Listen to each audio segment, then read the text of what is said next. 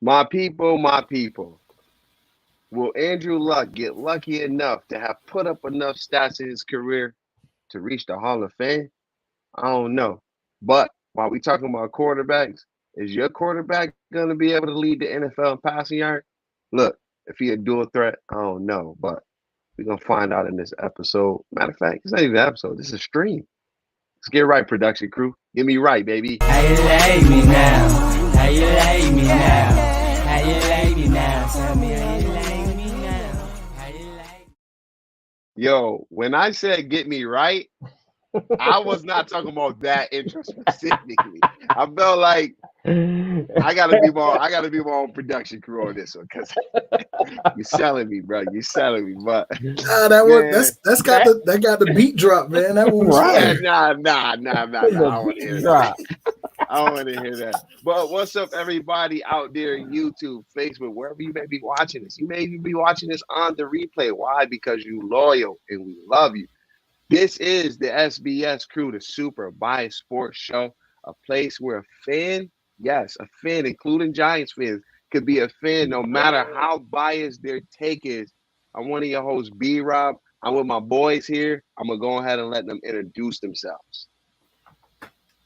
Yo. What's going on, everybody? You already know it's your boy T-Time here. Do me a favor, hit that like button, hit that subscribe button, hit that notification bell. Appreciate y'all. It's the one, the only, the Bonte, like people used to say, and the NFL guru. Holla. Yo, quick question. Before we even get, what makes you think you the NFL guru? Because I be spot on, man. I be spot on. I be on my Shannon Sharp. All right, listen, he's already starting. He's already starting.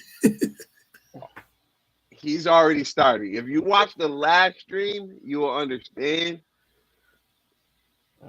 Mute game got to be strong on this stream. But before anything, man, today is an exciting show. Man, we got some guests. We actually gonna be doing a Bills interview for I was about to say Bills player. I must be speaking something into existence. Yeah, I was about to say it. I must be thinking and about to be speaking something into existence. But we got a fan. Yeah. We got a fan. We got a Bills boy. Did you just say Victor Cruz? Salsa. Like I was saying, we got an exciting show for y'all today. We got a Bills fan that we're gonna interview and pick his brain on his current team and what he thinks that his Bills is going to be doing in this upcoming season. It might get spicy because the NFC East plays the Bills this season, and then the last time you guys seen the Bills, they was getting spanked by Joe Burrow. So we coming with that heat today.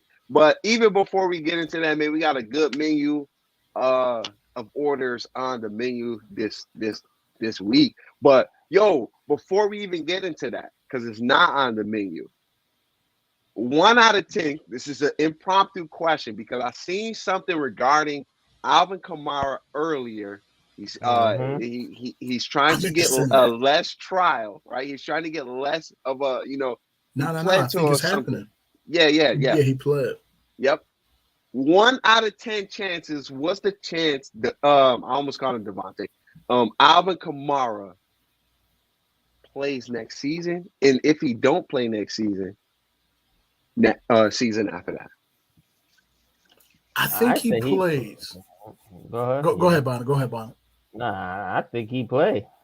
He won. He technically was defending himself until his homies came in and stomped a mud hole in the dude. Well, besides that, he got to defend himself. Yeah. I think that he plays, but I think he gets suspended for a few games. Yeah. I feel like the league won't let you get by with, basically, blemishing the shield. So I think he will play because he did plead to a lesser charge. So technically he wasn't found guilty or nothing. So I think he plays. but I think he serves like a 4-game, maybe 6-game suspension, Yep. kind of like a Zeke Elliott situation. Yep. So apparently, what he did was he pled to a no contest, and this opens the door for the NFL to discipline, which we already know. It's the no fun league. They're going to submit a discipline. Good thing is he wasn't betting on his team, so it shouldn't be a year sentence. And like you said, it probably 4 games seem reasonable. I mean, honestly, anything more than 4 games is like approaching domestic violence, Deshaun Watson type of like suspension, right? Yeah. So you kind of gotta like narrow it down to like, okay, he might have like Bonnet said, his friends put the stumps on him, but it wasn't technically him. So the most you probably got to give him is maybe 4 games. I would say 4 games at most, not 5, because that's kind of approaching on like a quarter of the season. But it's the NFL, man. We don't know exactly what they might be thinking. So, but definitely a suspension will be handed down. So, but I like the 4 game. The 4 game. If he only does 4 games, I was looking at this thing on fantasy. The Saints have 13 dome games this season. Their coldest weather game would be, I believe, Miami. And that is even in a warm type of season, like time.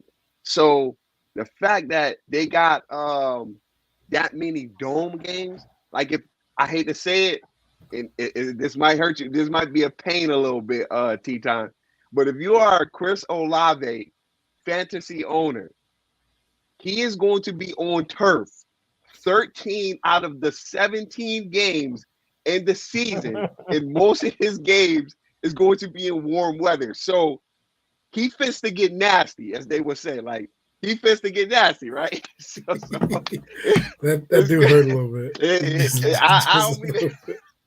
I don't mean to put it out there, but Chris Olave is about to be playing in some well-kept fields this season. So he got Derek Carr as quarterback, and we see what Devontae Adams did. Not saying that he's Devontae, but he gets a chance to get better quarterback production than he did last year. And he could have won Rookie of the Year last year. Like, let's be honest. But yeah, like you said, great day to own Condre Miller. But we'll see about Alvin Kamara. But even so. That was just my little blur before we even get into the stream. Bonnet, the chef of the show. What's on the menu, my boy? What's on the menu for today? What's the first thing we got?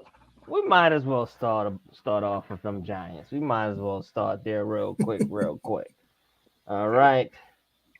I seen something the other day that caught my attention. Jalen Hyatt, the next Tyreek Hill. He got the speed. And I believe he got hands like Fitzgerald. That's what you believe. That's what I believe. That's what I believe. Okay. Yes, that's what I believe. Okay. So that's better hands than Tyreek. I say he'll be better than Tyreek. He ain't gonna. He's gonna be Jalen Hyatt. He ain't no next nothing. He's him. He is him. That's all I gotta say about that one.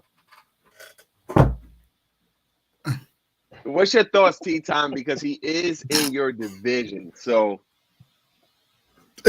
first of all, I'm doing 2 things at once, so I couldn't click what I needed to click. But did you just call this man? You just said Jalen Hyatt is going to be better than Tyreek Hill. Yeah, I did say that. You have some white powder under your nose, and you should clean that up because you are bugged out tonight if you coming in saying some craziness like that. Jalen Hyatt is not even – he probably won't even be top 5 wide receivers in the division. Like, not even probably won't. I can list off 5 that would be ahead of him, and most of them are – you got Washington's wide receiver. I can't think of his name right now. McCollin, whatever his name is. The young kid. You got both Philly receivers, probably even a third receiver. You got to put Waller above him too. even if he ain't like specifically a wide receiver. Waller probably should be. You got. Yep. I'm taking 3 of Dallas's wide receivers over him. I'm taking Cooks. I'm taking CD, and I'm taking Michael Gallup. I'm taking all 3 of them over him. Yes. Look at Gallup before the ACL. I can't even argue it. Look at Gallup before the ACL, right? Yeah. So hey, I don't see this that. is coming from a QB, not Jalen. This is coming from a QB. All I can say is that Tyreek Hill and Jalen Waddle aren't the fastest in the NFL no more. But what does that speed mean if you can't catch the ball or if you can't run routes? Because we see, what was the dude name? Is it John Ross? Yes, because John Ross technically is faster than Tyreek Hill and Jalen Waddle. If we talking, and did not a darn thing. It's good for Madden. That's about it. And then you're coming into the NFC East, who has some legit corners and some legit defenses. So, maybe in the future he might be a threat, but as of right now, I ain't too worried about him. He definitely might be fast. I mean, we saw that. He's definitely a speedy receiver, but again, you got to put more than just speed. Everybody is fast in the NFL. Everybody running 4.3s, 4.4s. So you got to be more than just fast. You got to be able to run a route. You got to be able to cause separation. You got to be able to do something special. Being fast ain't it. So I ain't too worried. Y'all know me. Look, I will say this. So Jalen Hyatt is 6 foot. In college, I mean, at 6 foot, he did look a lot taller than like a lot of other people. But this is the NFL. Most of your corners is around that between that 5'11" to 6'2" range. Like, I mean, he's going to be going up against Sauce Gardner. Sauce Gardner is taller than him and probably just as fast as him.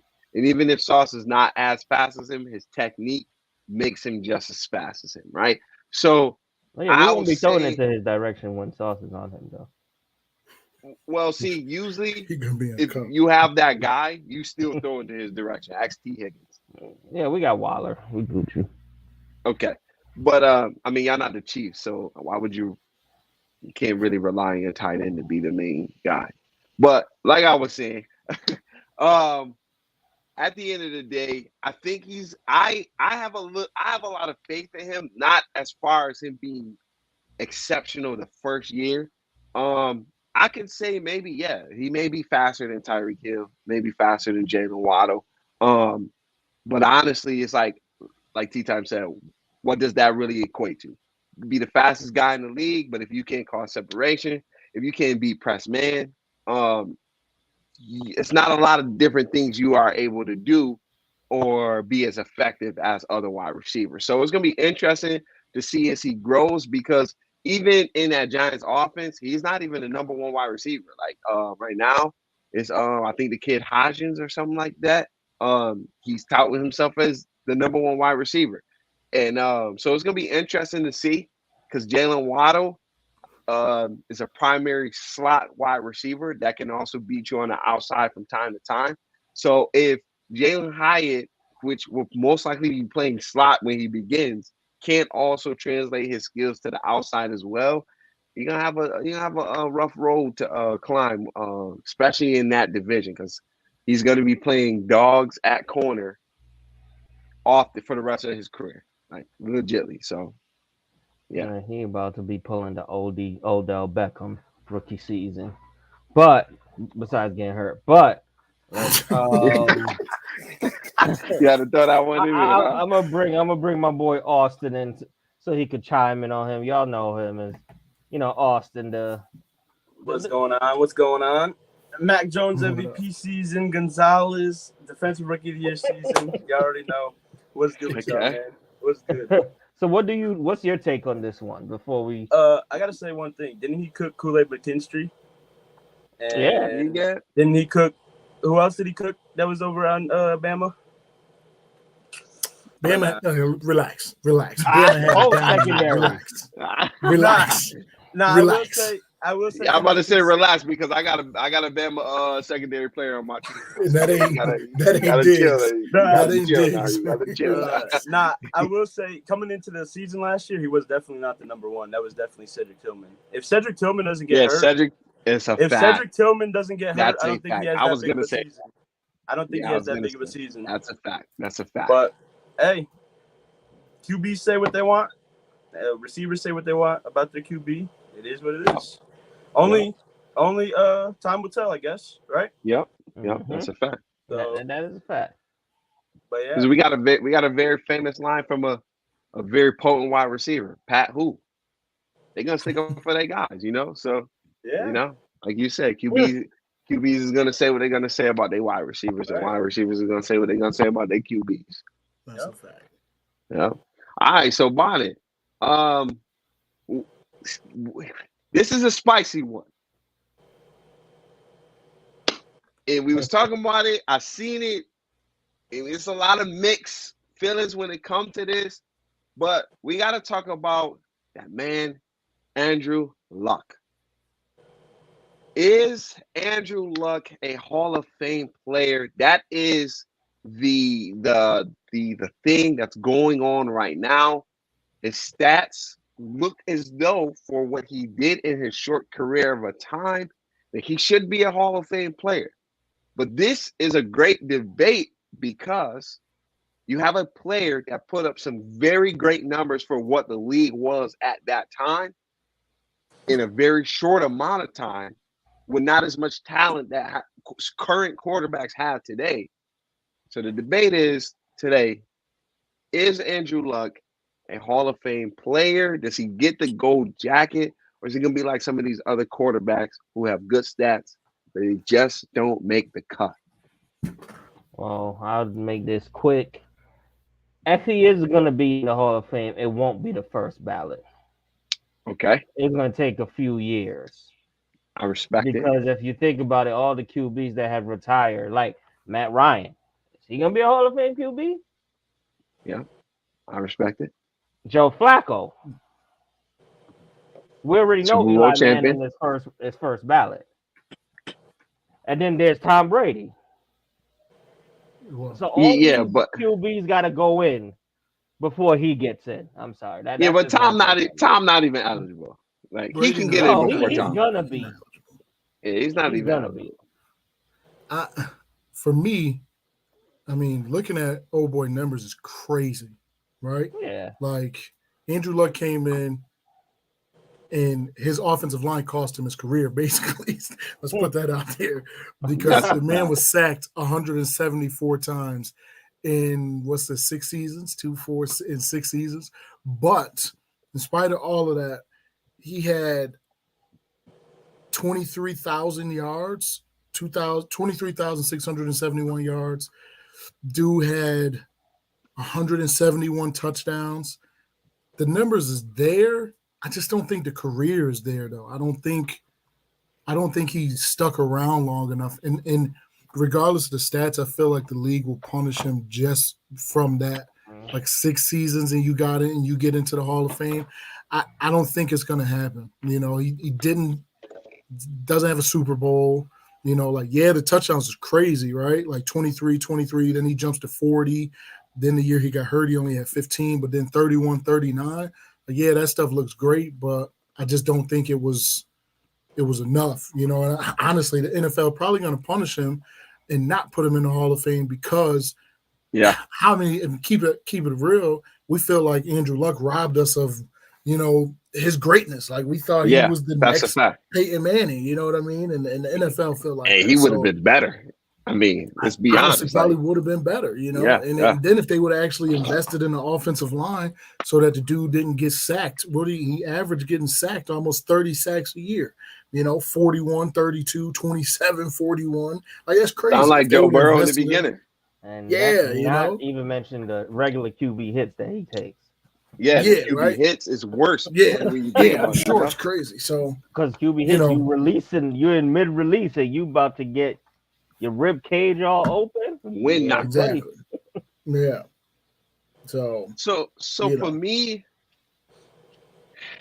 if I was to close my eyes, someone tell me all these same numbers, and then they mention this stat of this player is 4-4 in playoffs in his career, they not in the Hall of Fame. I'm sorry. As nice as Andrew Luck is when you attach the name to the player, the stats, as nice as Andrew Luck is, His team was a detriment to his career. Let's keep it a stack.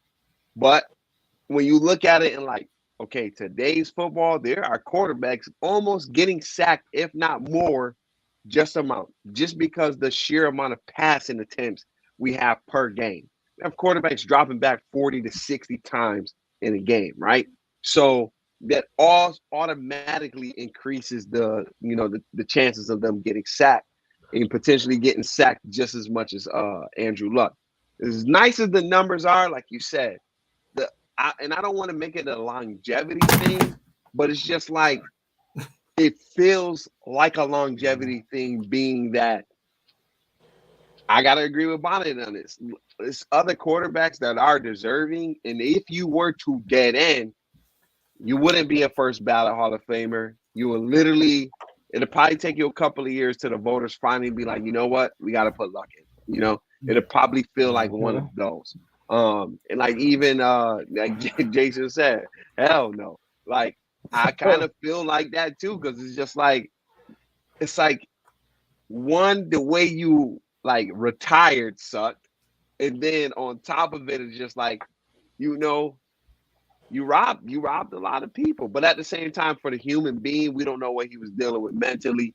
And it just sucked that literally a few years after your team's leave, they got the best offensive line in the league for a few years. Yeah. So, well, remember, if I'm not mistaken, when he retired, he basically blamed it on like, his health. Like I want to have a good, healthy life, and I guarantee you, it was all the sacks, the times that he was getting hit, and he's just like, yo, it's just not worth it. Everything that came out with CTE and all of that. Yeah, so I respect it though. Yeah. I had no issue with it. Complete total sense when he retired, because then again, right? Like look at Peyton Manning. Look at what he went through. He almost, his neck was messed up, all of that, like all for football. You know what I mean? So that you got to look at it and realize like he's thinking about, and Andrew Luck is a smart dude too. Like it's not like, he really could have been whatever he wanted to be outside of football. Facts. Dude went to Stanford. Exactly.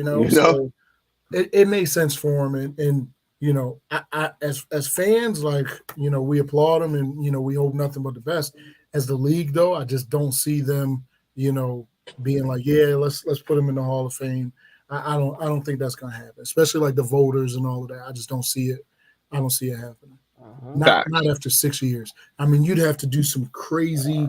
You'd have to win 2 Super Bowls or something, like at least 1 in 6 years. You'd have to do something amazing like that. And overall, he didn't really do that. He's got 8 playoff games. So it's like none of that is amazing. Before we get on to the next our interview, he was 4-4. There's an ex QB right now that's 4-4. Josh Allen. Is he gonna make? I'm just gonna leave it there. Trey, you can take this one over. Listen, at this point, let's do this. Nah, not long enough. Let's do this. That's funny. That's the perfect segue into. Yeah, I ain't gonna lie. That boy said. Yeah, he had to start it off right. Listen, we already knew what this was going to be. Jason, you know what's up. Jason is sitting waiting to be brought in. So listen, this is what we're going to do. This is Super Bias Sports Show. This is a place where a fan could be a fan, no matter how biased their takes are. Right? So this is going to be one of many. And this should be really interesting. So we're going to bring our boy Jason on. He is representation of the Bills Mafia. When I say this dude bleeds the red, the white, and the blue of Buffalo, like he absolutely, if you cut him right now, it's a Bills Mafia blood coming right up out of him. So we're going to bring him on. It's going to get real spicy. It's going to be fun. But like I said, it's going to be one of many. We're going to start doing a lot more of these. So we're bringing on our boy, Jason Heisen. What's good, Jason? Yeah. Talk about it. Yeah, let's talk about it. Let's do it. Let's talk about it. We're not about to sit here and have this Josh Allen slander. Not while I'm president. Y'all do that on your own time. No. Not when y'all bring me here. We ain't He coming in. He coming in to talk his talk. Listen, before we jump into all of that, because we are definitely going to jump into that. Before we do that, Jason, do us a favor, introduce yourself, and tell us just a little bit about yourself and why you are a Bills fan. And then we get into all the spicy stuff. All right. My name's Jason. Go by Fourth Quarter Worthy, or Worthy for short. I'm a content creator on Twitch. Got a few sponsorships over there. Gamer Advantage, Advanced, GG, and EA. I've been a lifelong Bills fan all my life. Go to about 3 or 4 Bills game every year. I've been a Bills fan since the 80s. The 4 Super Bowl losses in a row, to the 20-year playoff drought, to, being on the fringe of making it back to the promised land. So, that's me, and I'm here to put my foot down and stop the Bills slander. That's what I'm here to do. That's what's up. That's what we like to hear. It sounds like talk that talk, George. Yeah, talk about it. Yes. He getting ready to talk his talk. So that's what we like to hear. Jason, real good dude, and I think tell the truth. I'm family now. I'm not a real good dude. I'm family. No. He's family. He's in here now. He's definitely in here. So tell me this, right? I'm gonna start this off, and then everybody gonna pop their questions in. But tell me this, because you brought it up. So you said that you have witnessed the 4 Super Bowl losses, right? Like you've been a part of some time of that, How are you still a Buffalo Bills fan? Like, that's depressing to me that my team would have went to the Super Bowl 4 times in a row. 4 times in a row. And why left? Why right? They just kept fumbling the bag. They couldn't get it right. I would have cut ties right then and there. How are you still a Buffalo Bills fan after that? Like, that's depressing. And then a 20-year drought. Loyalty is simple, like loyalty. It come down to that. I'm not gonna jump on a bandwagon when things get hot and then go fly when things get cold. Like, we talking about the Giants here. We talking about the Bengals here. We talking about the Cowboys who ain't been good in 20 plus years. You know what I mean? Like, what we doing here? Yeah. Like, hold on. You ain't say nothing. No, this is my time. This is my time. Let's talk about it. In 7 playoff games, Joe Burrow got 2 touchdown passes. Josh Allen got 9 in 2 games. So, right, but what's the record? So at the end of the day, he's 0-4 in the Super Bowl. That's what Joe Burrow is. He's a 0-4 in the Super Bowl, just like the Buffalo. So let's talk about it. So anyway, at the end of the day, I'm not gonna abandon shit just because my Bills had a bad streak. I got a rebuttal because I was about to sit quiet. I don't want you to be quiet. No strain should be sit at Joe Burrow, especially after the spanking that he put on y'all.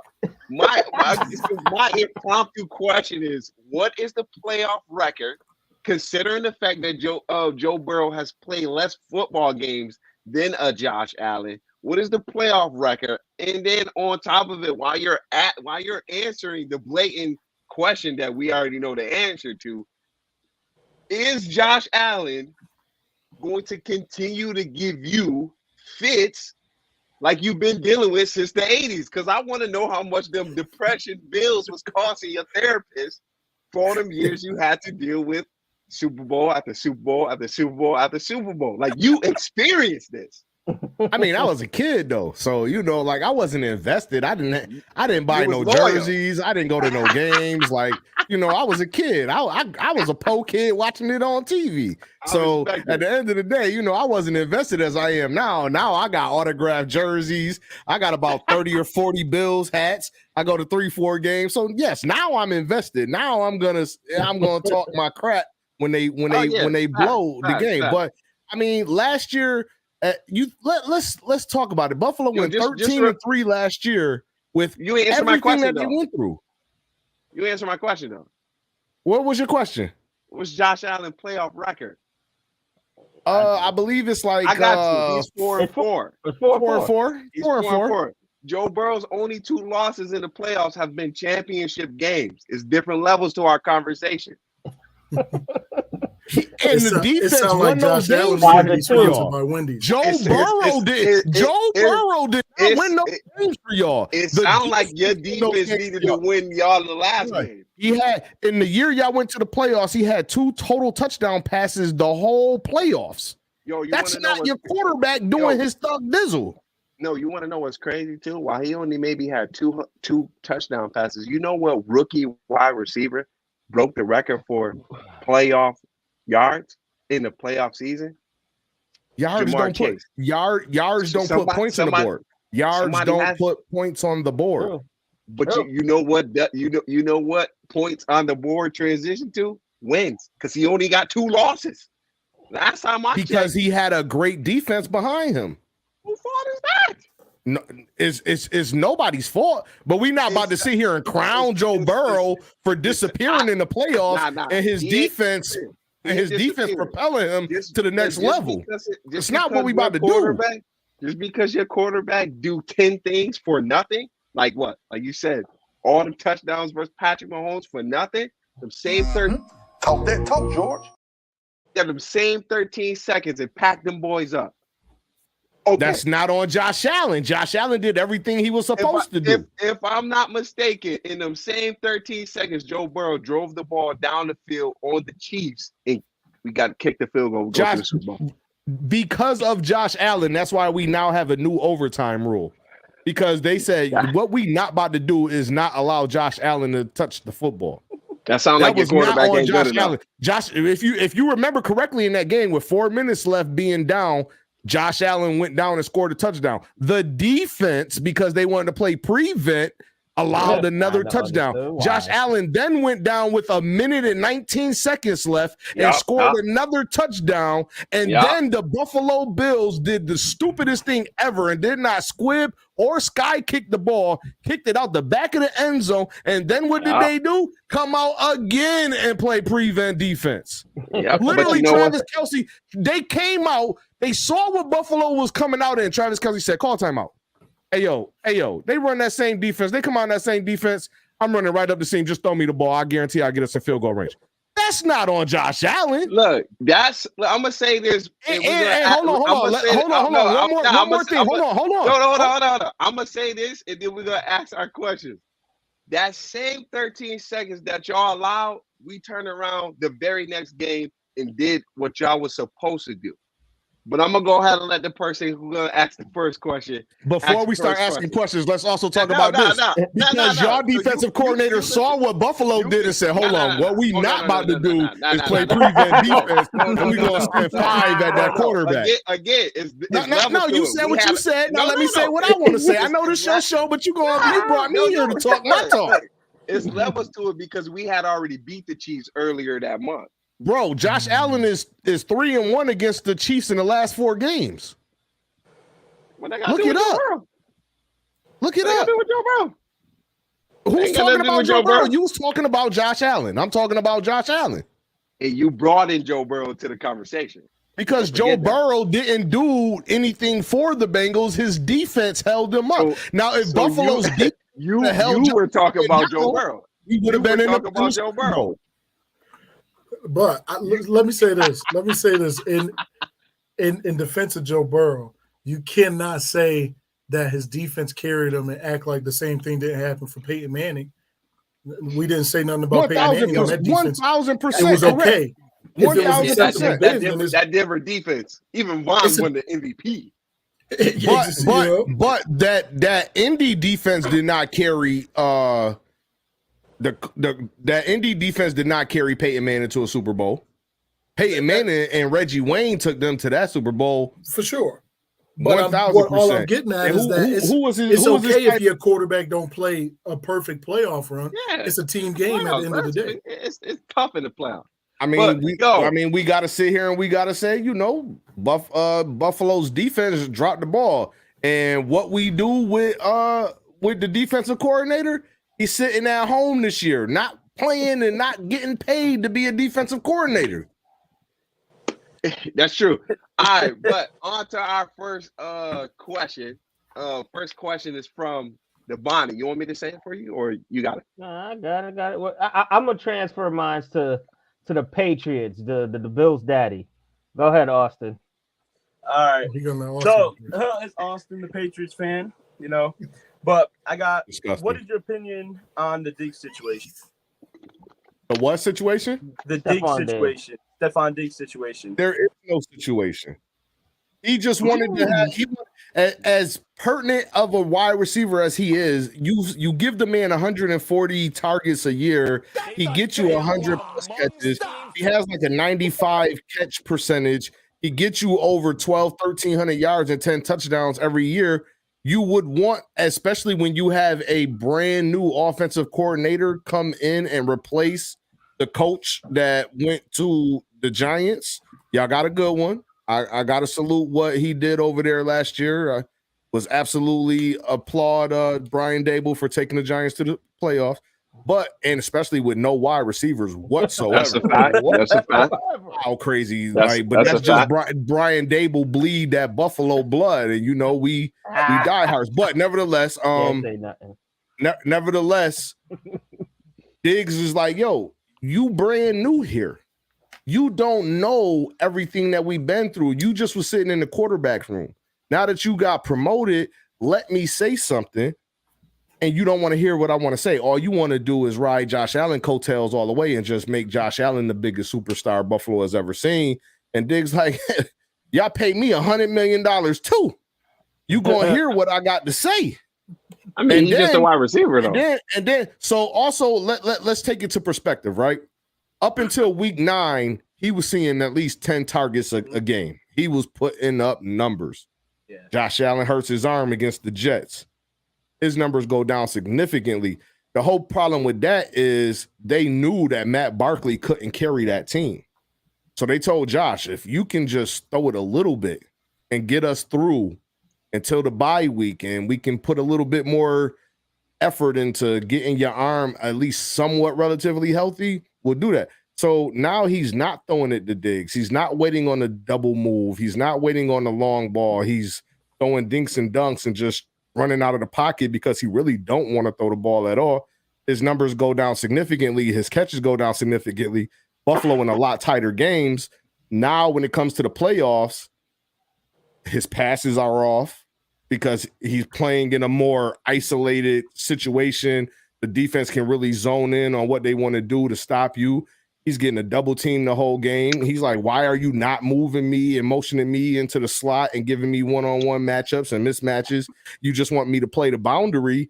And now all of a sudden, everything is on me and I can't get the ball. And you wonder why we not doing nothing. When you throw Stephon Diggs the ball, good things happen.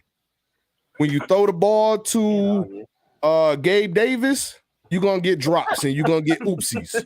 So hold on. It sounds like your original answer was nothing was going on. It sounds like there's because they had a meeting. They did have a meeting. There's a lot of fire right there. Sounds like Diggs is on that's his way originally what happened, but then they had a meeting about it. They sat down and Diggs told him, like, listen, man, I want more say-so in the offense.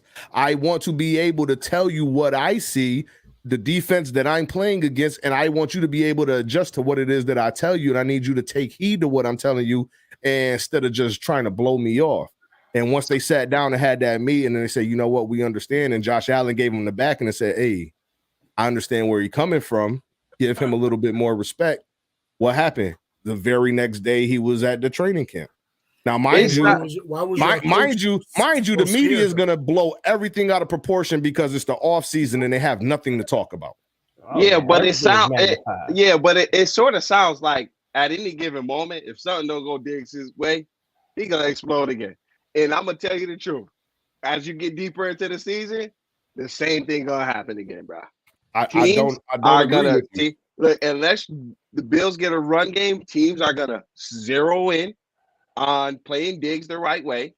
And unless one of them tight ends develop, which tight ends don't normally develop in a rookie season, teams going to zero in on the defense again for Diggs. I mean, it's not like y'all added a prominent number 2 wide receiver.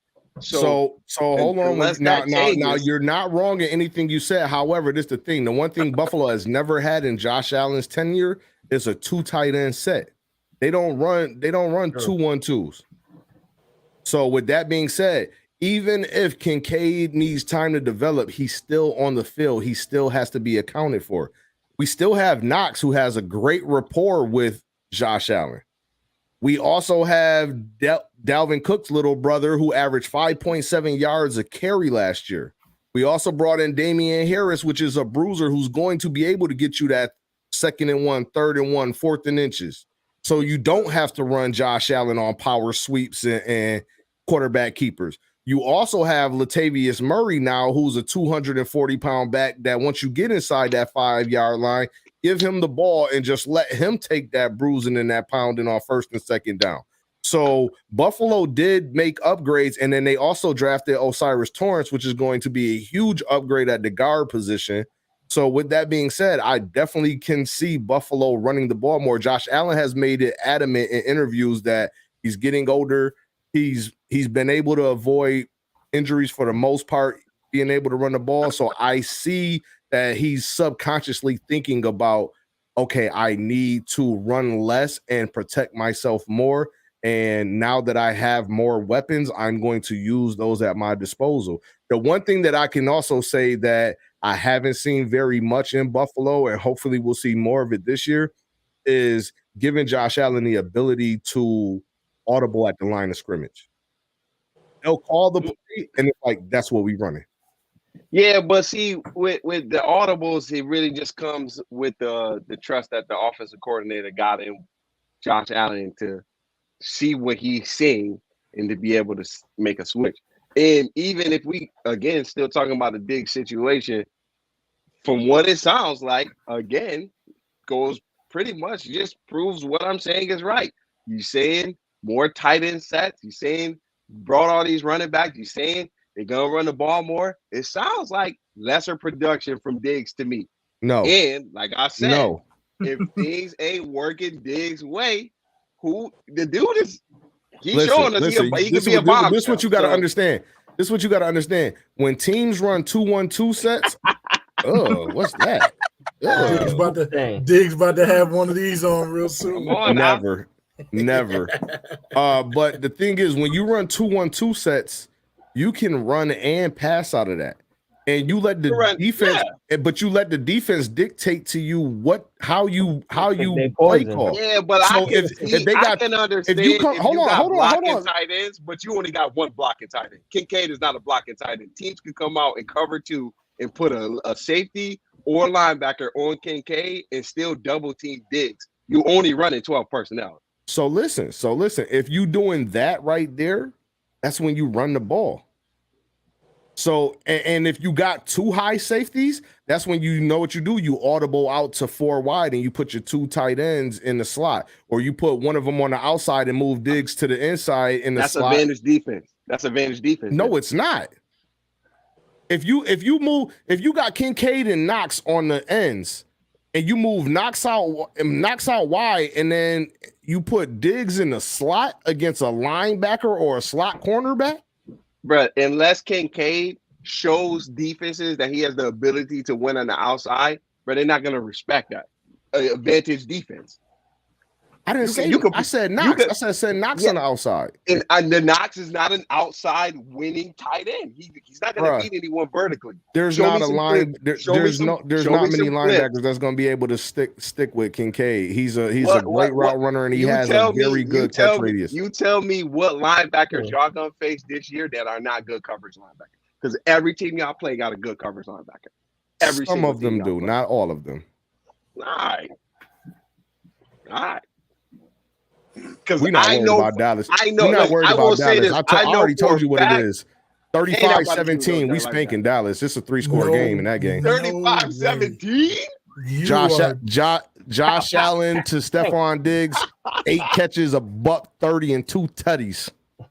All right, well, so look. Since we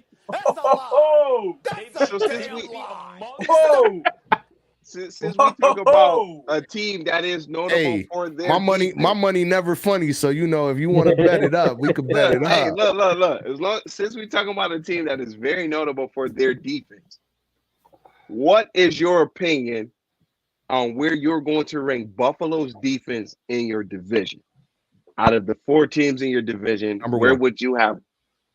You said number 1? Number 1. Over what? Over the Patriots? Definitely over the Patriots. The Jets and Right. the Patriots are going to be struggling to be 500. The Dolphins will be okay. The Jets are not going. The Jets are going to finish like 8 and 9, 9 and 8. What? The top? They didn't have the top ranked defense last year. They didn't have the top rank. They might have. I think they had a real five. good top 5 rank, and they got better. So Buffalo had a top 5 rank last year too. Not the whole year. Yeah, it was not up the there. whole year. And then what's the other team? The Dolphins. Miami defense. Miami defense is super sus. Did you not see they was giving up 30 left and right last year? Yeah, but they have quarterback play. Right. So they had one, and then they got the other this year with Ramsey. Once the quarterback went down, do you not remember do you not remember what Diggs did to Ramsey last time they played? Yeah, that was the first game. Yeah, but he burned him like toast, and he flooded him. He burned him like toast on a defense that was garbage. Yeah, he's not gonna be in the same situation now. He flooded them on a defense that still had Leonard Floyd, Aaron Donald, Jalen Ramsey, Taylor Rapp. They still had players. They didn't have a good safety over the top. Yeah. Miami got Javon Holland on the Dolphins. When we talk about Jalen Ramsey, we talking about a one-on-one cornerback. We're not talking about somebody that needs safety help because that's Ramsey Island, right? So when it comes to Ramsey Island, Diggs got real estate over there. Yeah, Miami not about he owns property on Ramsey Island. They're not even going to let Ramsey guard there. They're going to put Xavier Howard on him, bro. Which is a super mistake. But even then, they still got this better safety help than what they had at the Rams. So you got Buffalo. I'll give you that. So if you got Buffalo defense number 1, who's number 2? Because if you say the defense that gave Buffalo fits, it's going to be the Jets. The Jets going to have the number 2 defense. Okay. Wow. So then I'm guessing Miami number 3. No, I actually think the Patriots. I think the Patriots will have a good defense because of the defensive coordinator, the schematics, and I think Christian Gonzalez is the real deal.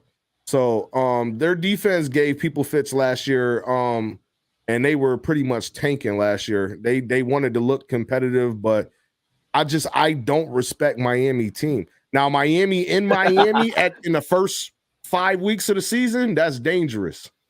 But once the weather start cooling off, Miami players don't like to be physical. They hate it.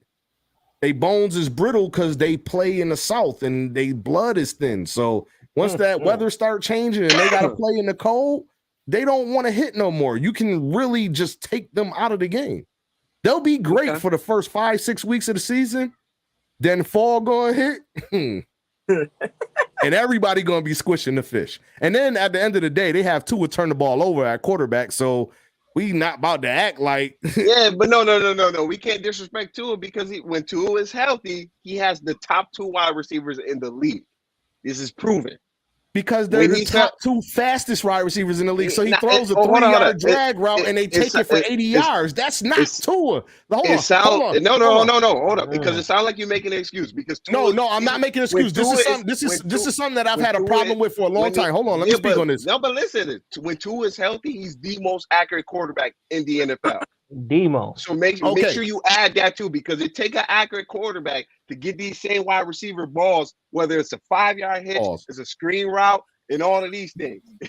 But still, you can't sit there and say, because even Tyreek Hill, his average depth of target was 12 to 15 yards. Okay, you done? Can I speak now? Now, this is something I've had an issue with for a very long time. Quarterbacks get credit for throwing a 3-yard drag route and a receiver taking it for 80 yards. And they say, Tua Tagovailoa just threw an 80-yard touchdown pass. No, he threw a 3-yard drag route that Tyreek ran for 80 yards. I've hated that stat. The quarterback should be granted whatever the depth of the throw is because it's a false look. So if I'm throwing, it's the same thing with Tom Brady. What did they do with Tom Brady when Tom Brady took over with the Patriots? It was dink and dunk passes. It was the drags. It was the slants. It was the comebacks. It was the short outs. It was easy throws that What Mars was you are saying. going to have high accuracy ratings on. It's the same thing with Tua. Tua is not throwing 30 and 40-yard passes. Now, yes, he may be one of the best accurate quarterbacks in the league because he doesn't throw the ball more than 10 yards down the field. But then when we start digging into stats and we look at best deep ball percentage in the league, he's at the bottom. He's nowhere near the top. But that doesn't mean that that's the kind of offense that they run. I mean, you can't knock him for the offense that they run. I'm not knocking him for that, but what I'm saying is if you play a team that sits on those slant routes and those drag routes and stuff like that, and he got to pump the ball and he got to try to find a different receiver further down the field because he doesn't have the arm strength and he can't zip it in there, that's when he becomes to turn the ball over. That'll never happen because, like you said, it's happened. Wide receivers got speed. Ain't nobody about to sit on those slants. I don't know Tyreek Hill. Everybody plays two high safeties with them.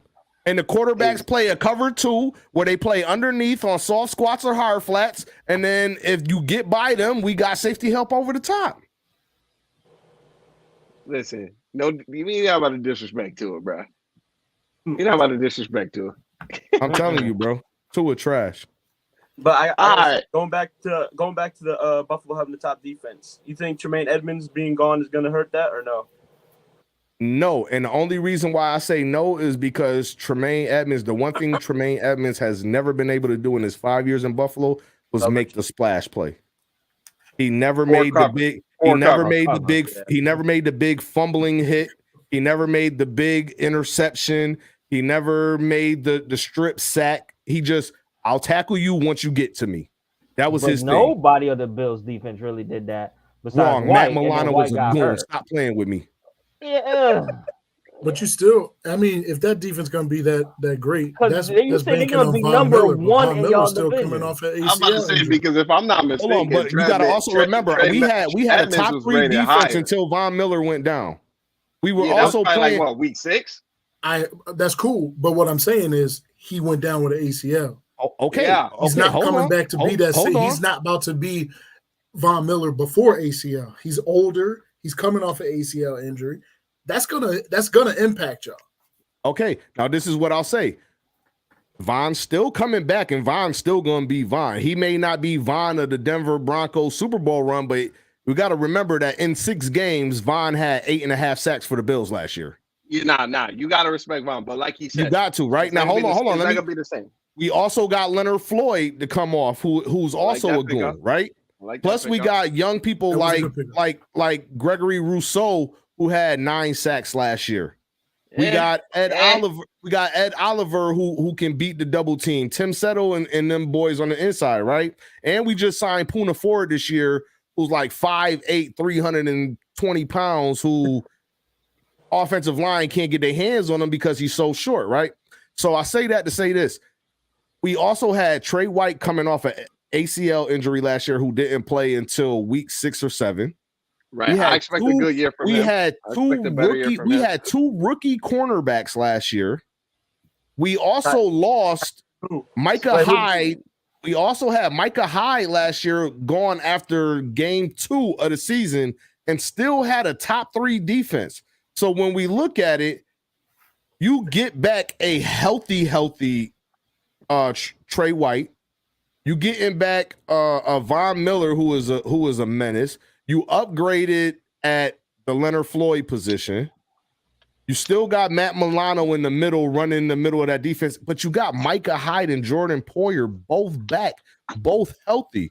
I will say this. Absolutely. I will say the biggest thing is y'all kept y'all 2 safety tandem. It's going to be interesting to see how teams – but they still was the best safety tandem last year.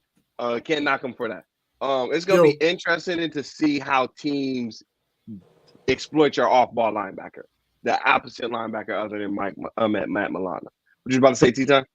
Yo, you see, Q was in the chat in the comments. He said Josh Allen was 63% on the deep ball targets last year, and then he said Tua was 65%.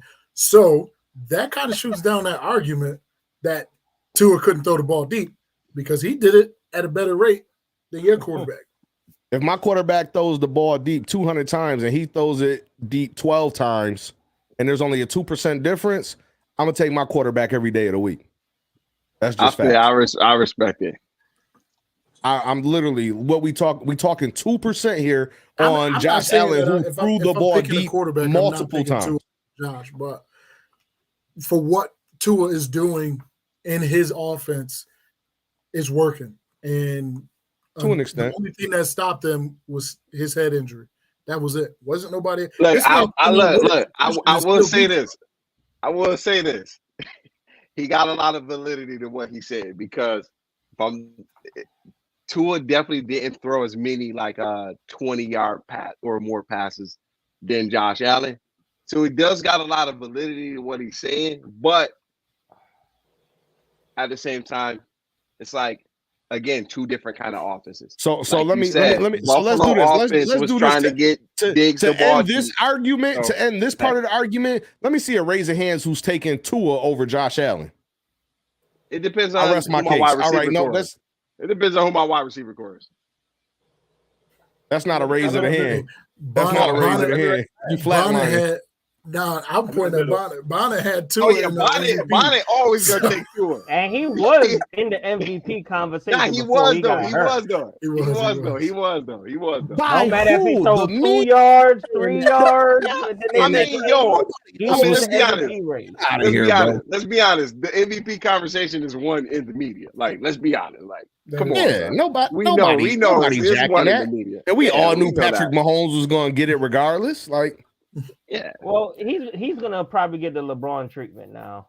It's like, all right, for sure. We got to give it to somebody else though. That's a fact. Yeah. All right. So I actually have another question. Oh, I did have a follow. So where do you rank your offense in your division? We were the number 2 offense in the NFL last year, so I'm going to put us number 1 in our division. You gotta rank them number 1. So number 1 defensively, which you wasn't technically, y'all was the 3rd best defensive in y'all division last year. Just to put that out there, y'all was the 3rd best overall last season. Offensively, you was the best, but now there's Aaron Rodgers there. Tua, a 45-year-old Aaron Rodgers. I'll take a 45 Aaron Rodgers over a Josh Allen for one season. For one season, I would. Hell no. For one season to make a run to the Super Bowl. Nah, I will take him. So he about the Tom Brady. Season. Right, exactly. And look what happened. Tom Brady went where? Next season, he won a Super Bowl after he went to the Buccaneers. That's a fact. Stafford, the Buccaneers were literally a quarterback away from being a Super Bowl team, though. That's the Jets still like, and that's what the Jets are. That's what they said about the Jets. Defense. They literally just needed offense. They literally had the offense and defensive rookie of the year on their team. Watch how many times Sauce Gardner get called for defensive holding and defensive pass interference this year. Literally every single game you watch, he was holding and grabbing and hugging receivers, and they just wouldn't call it. That's what they did. Look. Hey, I'm gonna hold you to that because he actually played a great cast of wide receivers this year. Thank you, Quez. So there is a chance that a lot of that stuff might get called. Now I agree because even when we played they tried to put him on T. Higgins because of the size matchup. T. Higgins still blessed him, but it was a lot physical than I would have liked that game. So I do have to agree with you on that one. So when we played them, they tried to put him on Diggs. Diggs was saucing him up, not on a bunch of deep routes, but a bunch of double moves, zigzags, slants and stuff like that, post corners. Yeah. And Diggs was routing him up. You know exactly what they did in the second half of the first game and all of the second game. Hey, yo, man, go play Gabe Davis. Yep. Now, I will say this. The thing that kind of makes me optimistic about the Jets, if you go back and look at their record, they probably only lost by more than a touchdown in maybe 3 of their games. Every game was either close, either lost by 3, lost by 2, lost by 4. So maybe I'm looking at maybe 4 games. It was more than like a touchdown, 9+ points. So I will say it's going to look interesting because y'all do play the NFC East. I'm excited to actually see how y'all division turned out because y'all division play another good division. So Right. like I said, whoever out of those top division. teams, Don't say another good division. It's not top. A top division. I would say good. You were the best division in football. So don't I would just say good because of the Eagles. It's a brand new season, right? Because of the Cowboys went 12-5. Listen, literally did the same thing that your team did. Y'all playing a good. Y'all playing a good division. And y'all Super Bowl favorites. And it's gonna be interesting to see exactly how you guys after we was up 24-0. Because I got whoever is going to win maybe 3 out of those interdivision games is definitely going to be in that number 1 seed conversation, whether for you for the AFC or the NFC. But my question, because as we talk about divisions and schedule and all this other stuff, my question for you, Jason, is what do you think with this schedule that we have listed here, blessing of Aaron Rodgers in the very first game on the 9/11, you guys are going to New Jersey because they ain't in New York City. What do you have? We can start by the first 5 because this is how we do it. We do first 5 and then we do the next 5 so that way we can figure out how you feel like the season is going to go. So with the first 5, Jets, Raiders, Washington, Miami, and Jags, what is your starting 5, your first month of football, technically? What is that record going to look like? Okay, when we play the Dolphins in week 4, is that in Buffalo or in Miami? That's in Buffalo. Miami. Yeah, all the red are home. The red blues are away. Okay, red at home. Okay. Yep. So y'all starting off 3 home games, 2 away to start it off. 5-0. 4-1 at worst. 4-1 at worst, but 5-0. All right, Austin. I see 3-2 at worst, 5-0 at best, 4-1 at best. I'm gonna save Bonnet for last because I know he. Go ahead, T-Top. So I did have a surprised look on my face, but then I thought about it. Buffalo always starts off hot, and then they fall at the back end of the season. So very possible that they could go 5-0. But I'm gonna say they lose to the Jets. Beat the Raiders, beat Washington, they lose to Miami, and they beat the Jags. So 3-2. Let me say something. That Jags game is in London. In London, yep. That Jags game is in London. Jags play good in London. That's a fact. And Jag, if I forgot about that. I looked at that. Yeah. So it's 2 home games, 2 away games, and a neutral game in London. That's a fact. All right. I see. My bad. Let me change it. I see 2 and 3 the worst, 5-0 the best, or 4-1 the best. All right, bless us, Bonnet. I say 3-2 the best, 2 and 3 the worst. The best is 3-2. Yeah. I don't see y'all beating. If I'm thinking this correct, I don't see y'all beating Jets, Dolphins, and the Jags.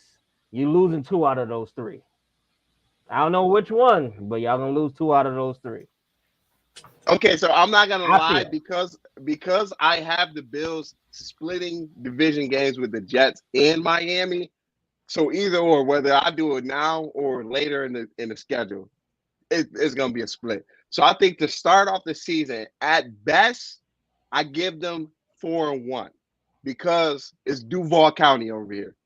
Yeah, I see Trevor Lawrence. Trevor Lawrence is stepping up. All right, so I would say y'all gonna bless Aaron Rodgers because it's his first game with a new team. Y'all gonna bless him. The media gonna say all these other things, blah blah blah, right? And then y'all gonna spank the Raiders. Y'all gonna spank Washington. Yeah, talk about it. Yeah. The Dolphins game is going to be tough, but I got y'all beating them. But when y'all go to London, it don't matter if y'all was playing in Jacksonville.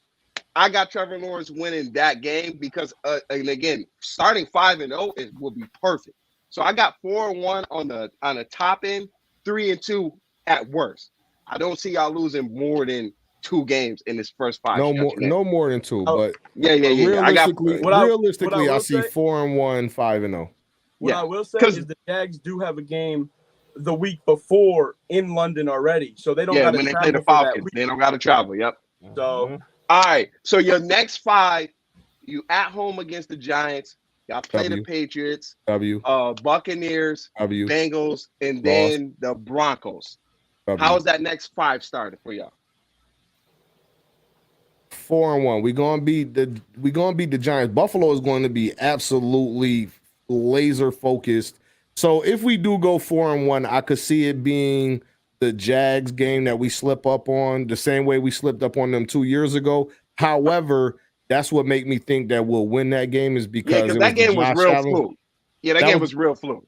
That was the Josh Allen versus Josh Allen game. Yeah. And I think the score was what, like 10-9 or something. But they are going to be laser focused when it comes to Brian Dable. Plus, they pretty much know what Dable likes to do on offense. They also know he kind of know what y'all like to do too. Though. They also know that the offensive line isn't that good over there. They did make some improvements, but you send 5 or 6 at Daniel Jones, it's like, uh-oh. So he gonna turn into Vanilla Vic. He can run now. Yeah, that man he gonna turn into Josh Allen. He's gonna stumble and trip over his own 2 feet. But anyway, so the Jets game, the Giants game is a W. The Patriots game, smoking their boots. That's it. Y'all playing at the Patriots. Mackie Jones is not Himothy at all. Nowhere near it. The Bucks, we gonna flood the Bucks because they don't have any good quarterback play there. The Bengals. That's it. If Bengals game was in Buffalo, I think Buffalo would get revenge. But because it's in Cincinnati, I got Cincinnati winning that game by 3 to 5 points. And then Denver, we're gonna smoke Denver boots again too. So I'll go 4-1 right there. So after 10 games, I got us at 9-1, 8-2. Okay. And that's when it fall off from there. It don't matter. That's when it go down. That's when they start circling the wagons. That's already got us the division right there. But we gonna keep talking about it. Going 2-3. They losing against the Giants. Stop it. My money good. They're gonna beat the Patriots. They're gonna beat the Bucks. They losing to the Bengals, and that man is gonna be cooking out there in the Bronco County. That's at Buffalo. That's at Buffalo. That game at Buffalo. No, I'm saying, but that man in the Bronco County is coming to Buffalo. He's going to be cooking. That boy Sierra Wilson? Yeah. I know you're not talking about Sierra Wilson. Yes. That boy deranged. Sierra. Oh man. They got one of the top ranked defenses. That's all I'll say. I got 4-1 at most, 3-2 at worst. Okay. Who the 2 losses to? So just right give now me the they 2 4-10 in my book starting. It's between 4 and what? Not 4-10. So I said 4-10. Oh yeah, your math ain't mathing, my boy. We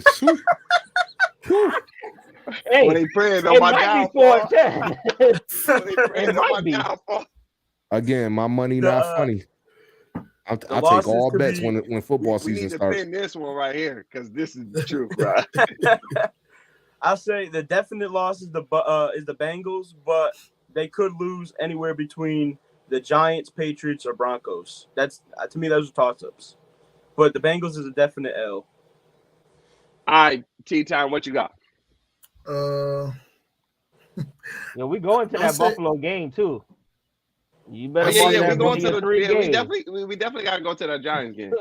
Yeah. I definitely want to go to the Cowboys game. But y'all let me know. We can make some shakes on. Okay. Well, then I could pull up to the crib. Then I could pull up to the crib. For sure. We can definitely do that. Yeah, we can definitely do that. I say they beat the Giants. Oh no, I'll be at work lose for that to the game. Patriots. I say they beat Tampa. They lose to the Bengals. And watch this. They tie with Denver. What? What? No. What? I'm just joking. What? That game could be a toss-up. But I say that they beat that. I say they beat them in Denver, or that they beat Denver. So what did I just say? 3-2? I think that's what I'm at. Mm-hmm. Hey, look, we got our other fellow Bills fan, in the chat. That's what's up. Shout out Hey, to yo, Pedro. Pedro, on God, they gonna beat the dogs out of the Giants, my boy. All right. Yo, so I ain't trying to get no marks on our YouTube right now, so that's why I'm refraining from using the curse I'm words. probably gonna get jumped in Buffalo after we beat them because I'm gonna act so ignorant. We got you. Yeah, you're leaving by the third quarter, my boy. Ooh. Yo, for me, blowout, for this next 5, I probably got them only losing once. I don't know against who, but it's either gonna be against the Bengals or the Broncos. One of the two teams, they're gonna lose to. I just feel like the Broncos are gonna. I mean, they did worse last year, so they have no choice but to go up. And I think at that point, the defense should be clicking.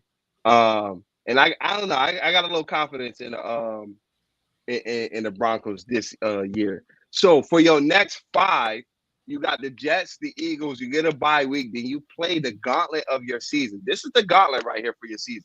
Jets, Eagles, bye week, KC. Then you play Dallas. You go to the Chargers. Then you at home against the Patriots, and then you're away at Miami. How do you guys finishing the season right before the bye week and ending the bye week?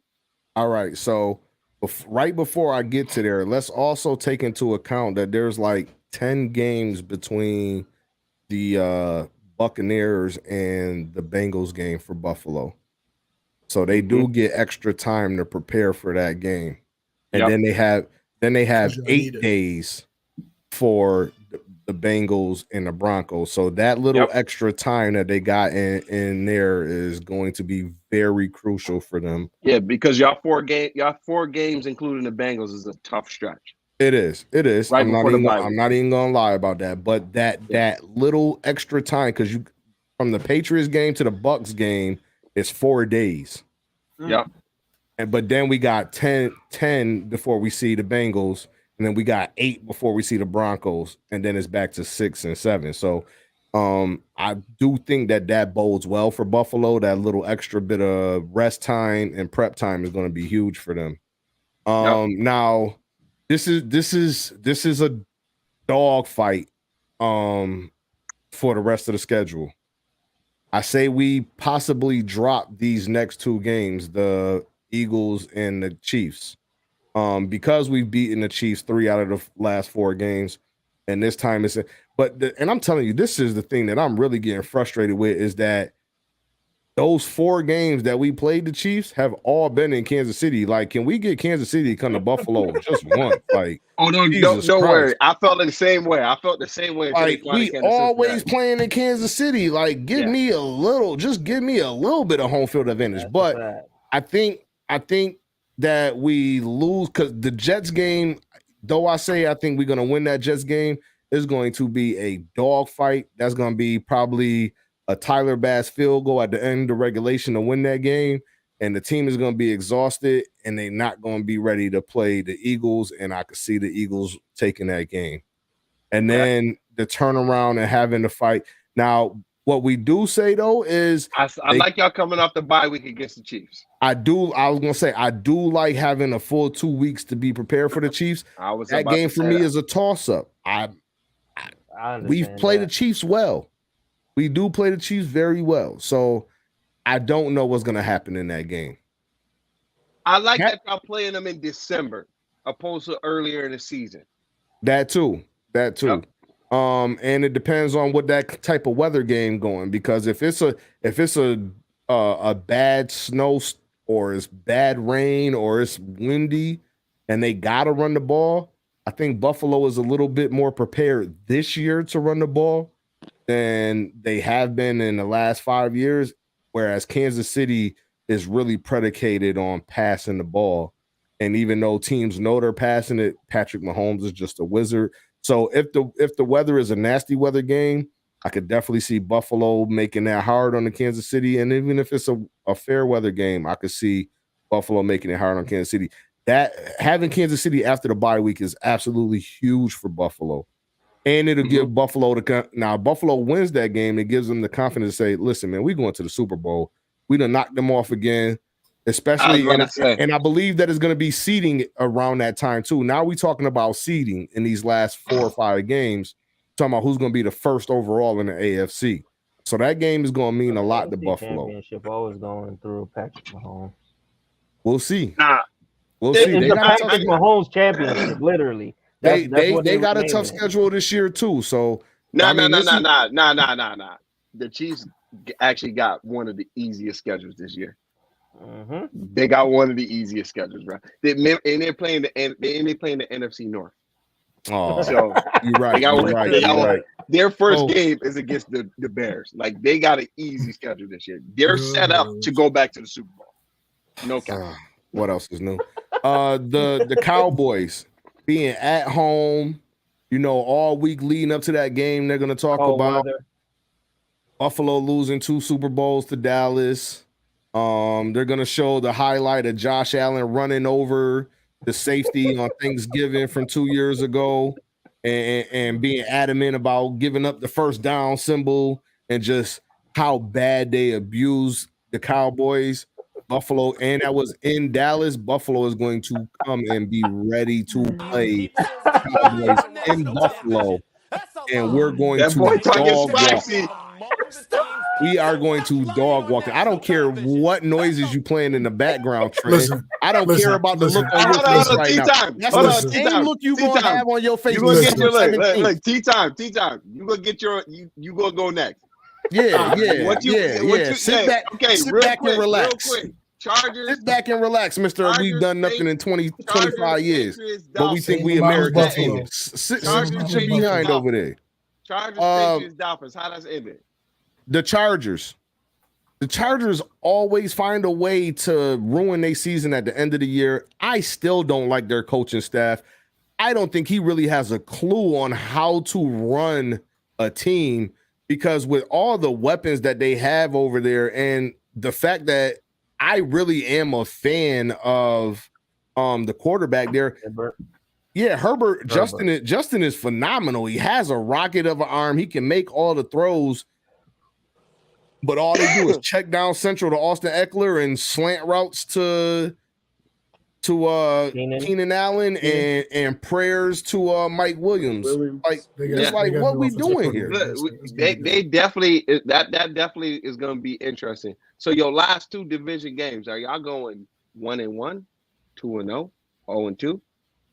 We're going 2-0. All right, so less. I got us 0-1, 1-1, 2-1, 3-1, 4-1, 5-1. So I got us 5-1 at the end of the season, possibly 4-2. I'm gonna be realistic and say 4-2. I feel like maybe somewhere in there we'll drop the lines, but I see Buffalo going 13-4, 12-5 is a realistic record for Buffalo this year. All right. So while the skid is still hot, give me what your spill is, tea time, because it sounded like it was some shots fired your way. Talk to me, my boy. Ready? Philly is dog walking them. I'm gonna put that out there. Dog walking. Y'all might score a touchdown. I say that with emphasis. Y'all might score a touchdown, but y'all getting dog walked by Philly. Kansas City is dog walking y'all because y'all trash. And then y'all gonna go up against Dallas, and Dallas is gonna dog walk y'all again. My feelings are hurt. That Thanksgiving game, I wasn't paying attention. I was too busy eating good food. It is what it is. But the last time that we came, if I'm not mistaken, the last time that we played y'all in Buffalo, Buffalo fans were sick at the end of that game. Y'all thought y'all had a W and took a L. Am I not mistaken? And I'm not talking about the year. I'm not talking about the year where we had injuries. I'm talking about the year where y'all thought y'all had a W and y'all lost. Y'all gonna be looking the same way. I'm like 1994. I told you this. Listen, y'all do really good in the beginning of the year. Y'all gonna have a real good record. Y'all gonna be doing the same thing that y'all always do. All y'all Buffalo fans, this is our year. Josh Allen's is taking. I never said this was our year. I'm talking about Bills Mafia as a whole. We're not talking about Bills Mafia. And then y'all gonna get through. Y'all gonna get through this gauntlet, and y'all taking L after L after L after L. Y'all beat the Patriots, and then y'all take another L. I put love on that. Y'all losing to Philly, losing to Kansas City, losing to Dallas. Chargers might air y'all out just because Kellen Moore likes to throw the ball 75 times a game. Patriots, I already got y'all losing to them earlier on, so y'all gonna beat them because it's gonna make y'all fans feel good. And then y'all going down to Miami. I'm still rolling with Tyreek, and I'm still rolling with Jalen Waddle. Y'all taking L's. Buffalo's. I'm saying this: Buffalo's Super Bowl window is gone. That's gone. Like y'all. I said that y'all had an opportunity last year and y'all dropped the ball. Actually, the last 2 years, y'all Super Bowl window is. We didn't have an opportunity last year. If you want to be technical, think about all the stuff that happened and that the Bills Mafia and the Bills as an organization went through. Buffalo was tired and exhausted by the end of the season, just mentally, not even physically, just mentally. They didn't.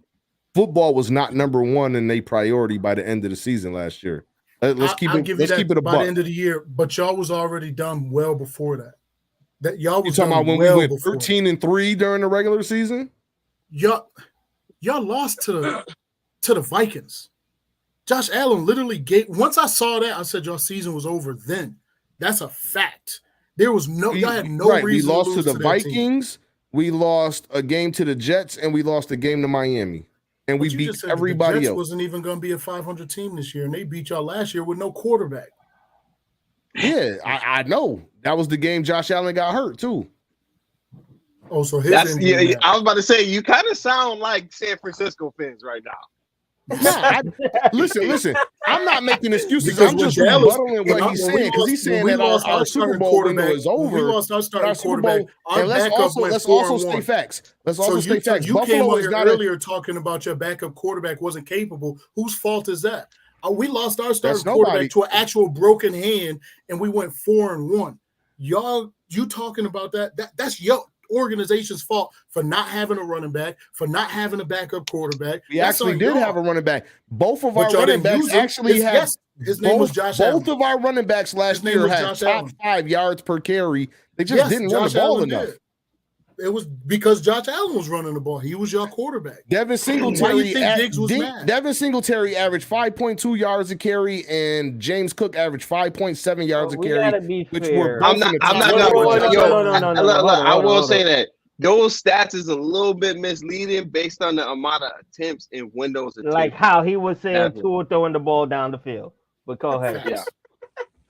Facts. But let's also state this. You say Buffalo always drop the ball at the end of the season. You're wrong. Buffalo always have their lull in the middle of the season.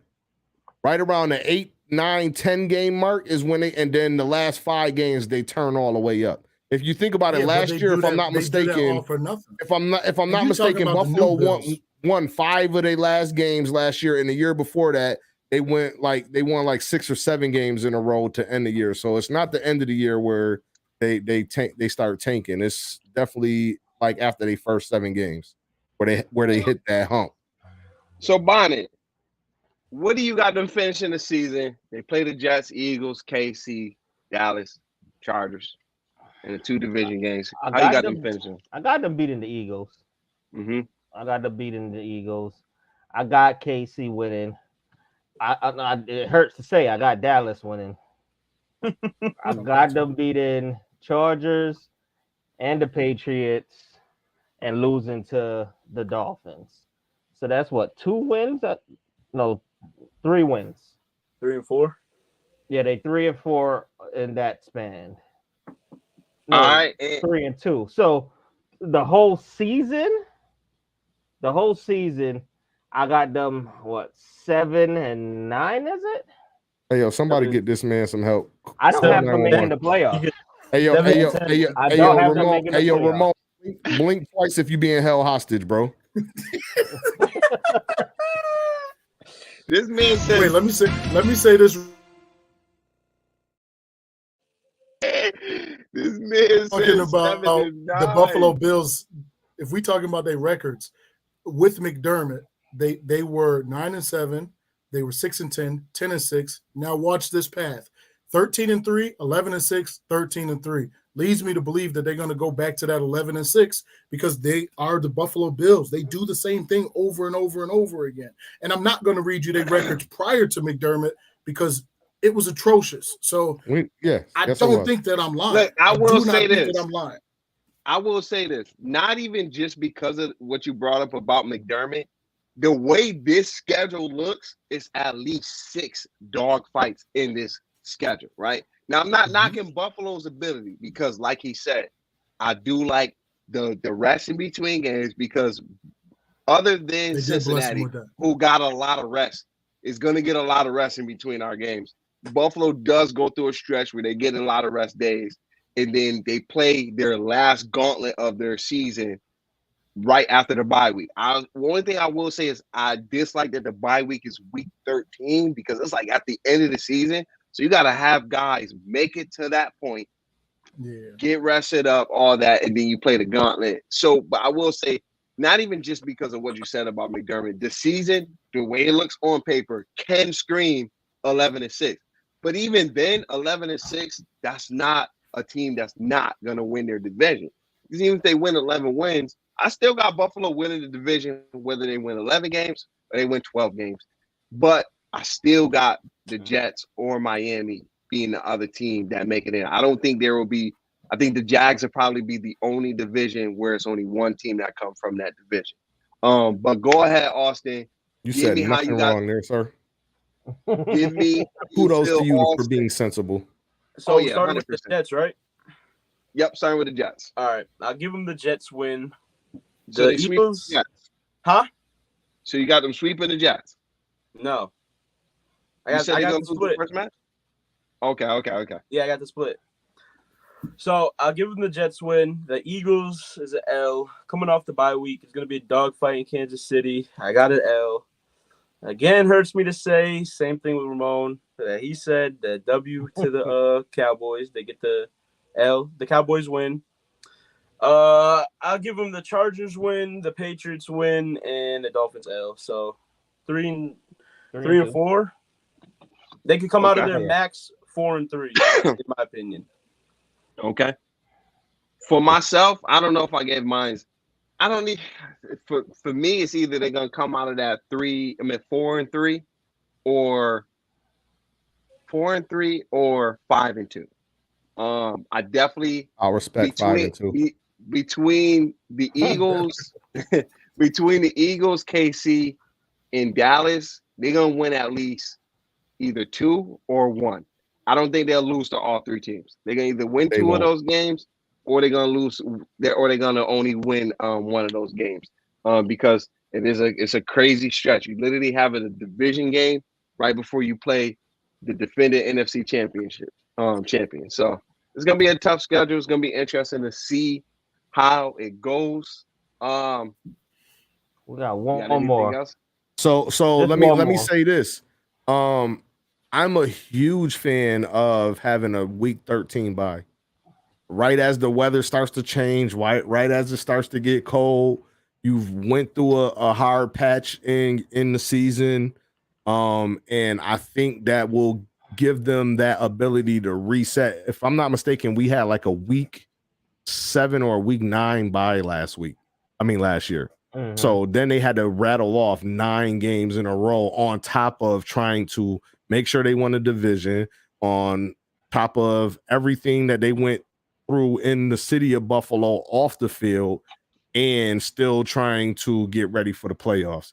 It was just mentally exhausting for them. So after the bye to only have 4 or 5 games left and then get ready for the playoffs, I think that's huge for them.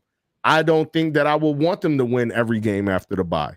If you win every game after the bye, you get this false sense of security, like, yeah, we did that, and it's our season. Yeah. You know, if you gotta play against the Eagles, the Cowboys, and the Chiefs, and the Dolphins at that point, that's 4 potential playoff teams that you're playing against. You're already in the playoffs as soon as you get into November.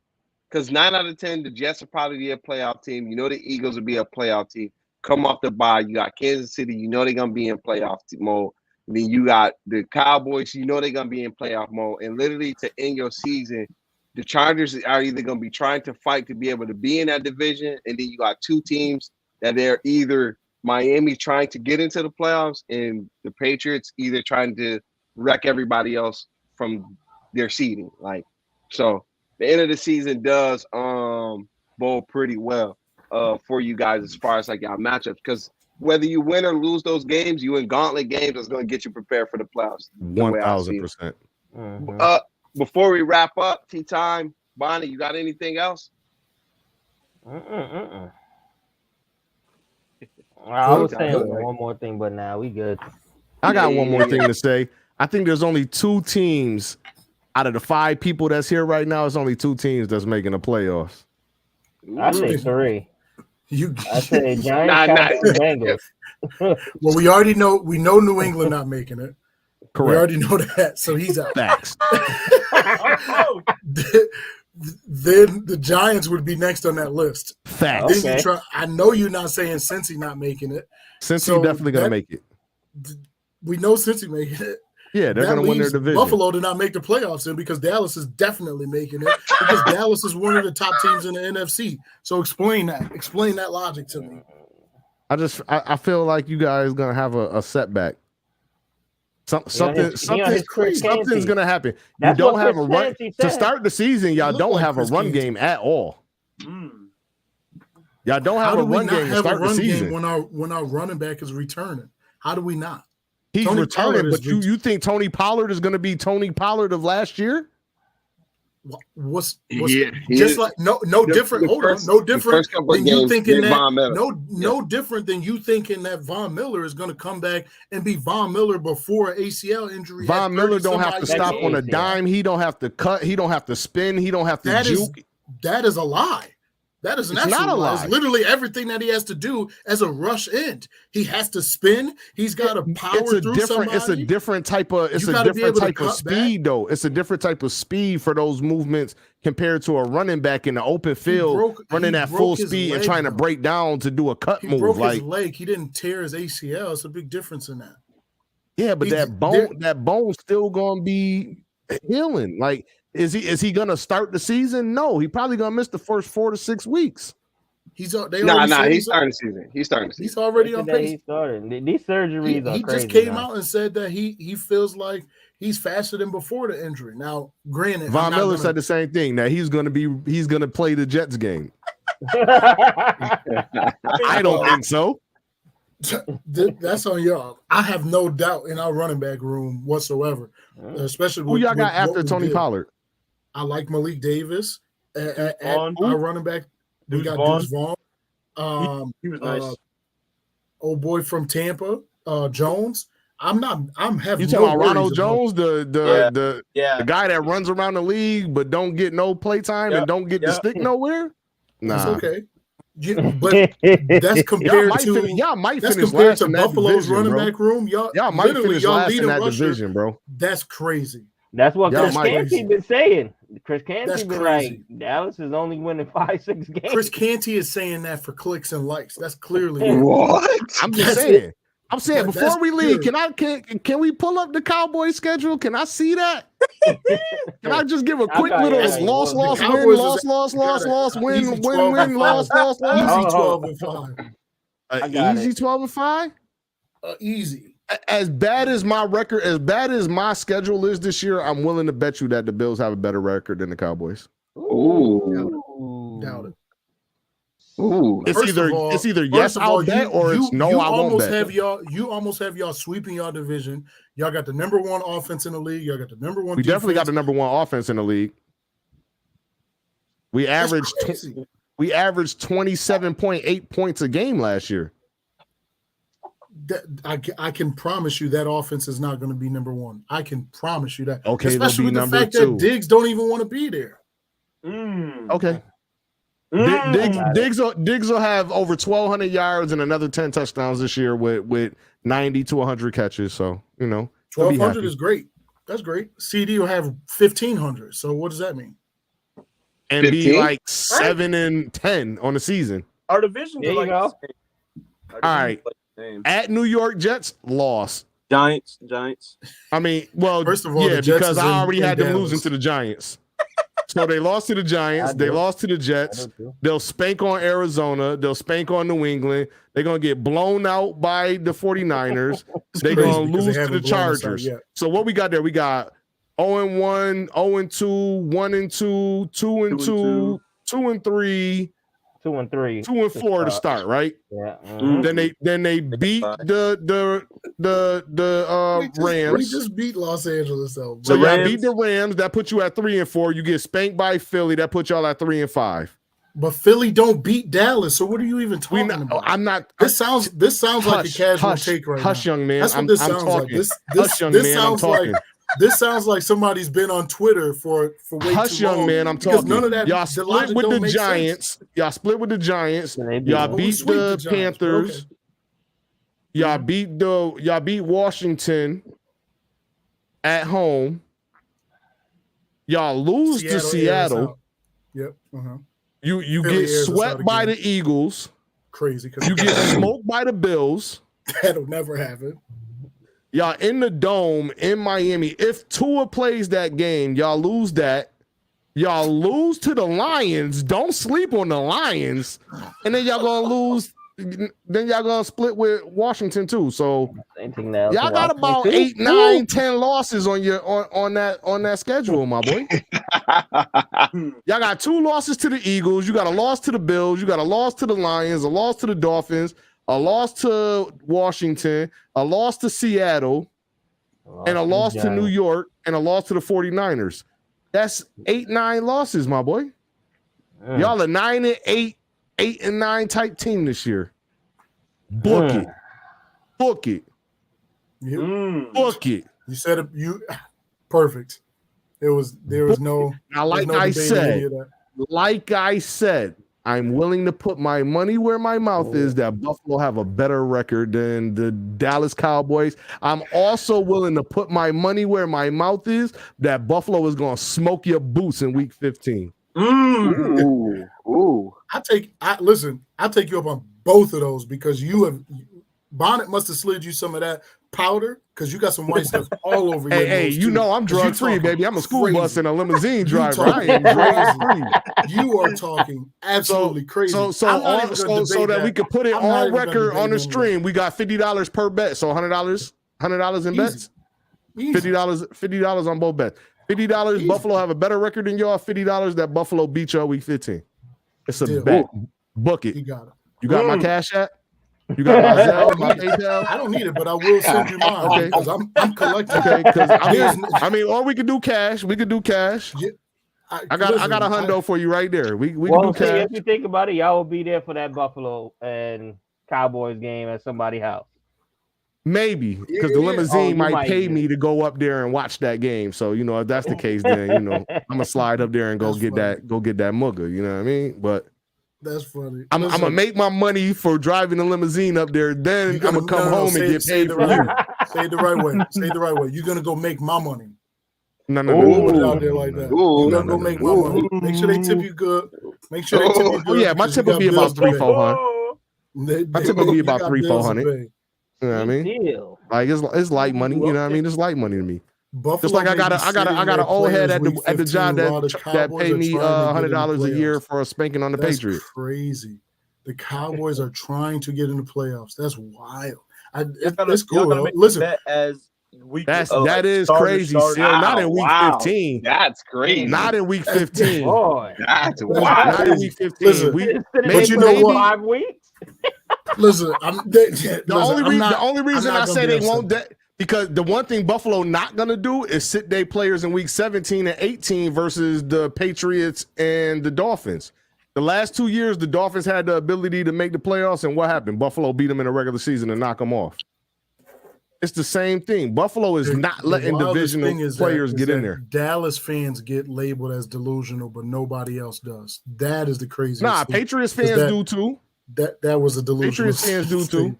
Well, they got a reason to be delusional. The Patriots fans did. Facts, they do. 1,000%. That's 1,000%.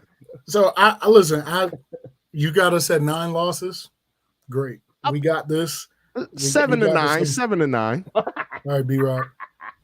7 to 9 losses. Y'all won't win more than 10 games. And Buffalo won't lose more than 5. Yeah. That's crazy. Icy.